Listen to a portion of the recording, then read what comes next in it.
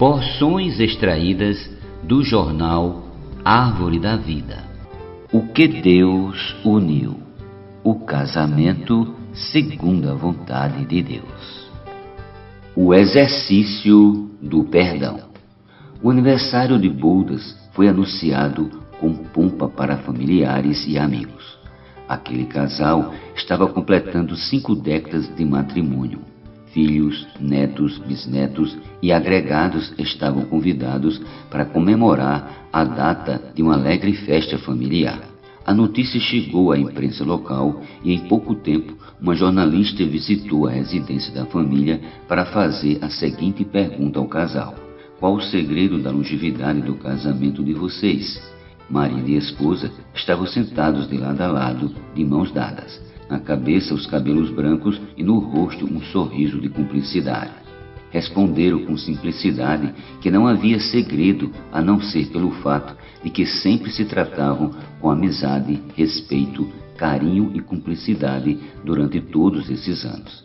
A resposta dada pelo casal pode parecer singela demais frente aos problemas que enfrentamos na vida cotidiana, mas retratava exatamente o que necessitamos praticar em relação ao nosso cônjuge para desfrutarmos um casamento feliz e duradouro. Devemos tratar um ao outro como amigos e não como inimigos. Convém pautar toda a nossa conduta como casal por esse princípio. Do contrário, estaremos destruindo a harmonia do casamento. Quando, por exemplo, a esposa evidencia os defeitos do marido na presença de outra pessoa, não está somente deixando de ser sua amiga, mas também o desrespeitando. Quando, por um lado, o marido deixa de cooperar com a esposa nas atividades de casa, apenas exigindo ser servido por ela, não está agindo como amigo, mas se tornando um fardo para o relacionamento. O carinho também é imprescindível ao bom relacionamento conjugal.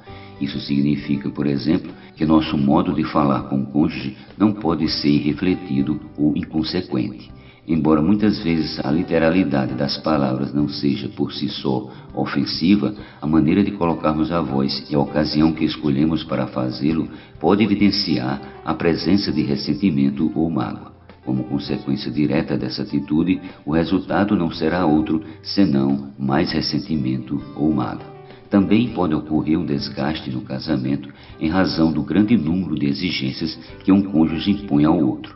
Mesmo que não se trate de coisas importantes, mas de pequenos esquecimentos ou descuidos nos quais surpreendemos nosso cônjuge, devemos ser tolerantes e não transformar pequenos problemas em graves discussões.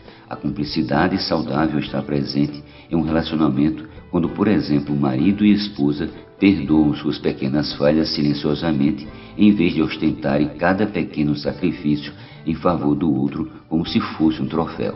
Se episódios do nosso casamento se enquadram em alguma dessas situações negativas, existe um lado para o qual devemos atentar. A fim de avançarmos juntos, precisamos esquecer os erros do passado. Essa atitude só pode ser adotada com o contínuo exercício do perdão.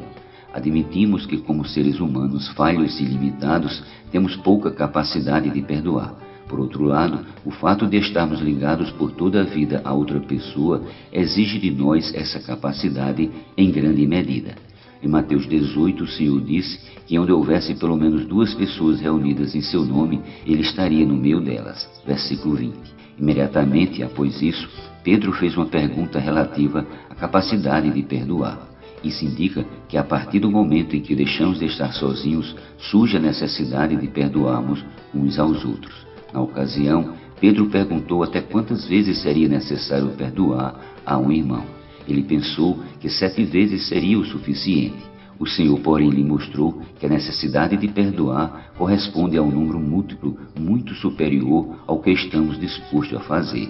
Versículo 22. Aparentemente, essa perspectiva indica um impasse em nossas mãos, mas graças ao Senhor, Ele solucionou esse problema. No Evangelho de João, vemos que o primeiro ato do Senhor ressurreto, ao aparecer a seus discípulos, foi soprar sobre eles o Espírito Santo. João 20:22. Após isso, ele lhes falou sobre a necessidade de perdoarem os pecados uns dos outros. Versículo 23. Essa passagem revela que o Espírito Santo nos dá ampla capacidade de perdoar na proporção do rico padrão apresentado pelo Senhor Jesus. O apóstolo Pedro, em sua maturidade, praticou a lição que o Senhor lhe ensinou, tendo ele próprio registrado as seguintes palavras: acima de tudo, porém, tende amor intenso uns para com os outros, porque o amor cobre multidão de pecados. 1 Pedro 4:8.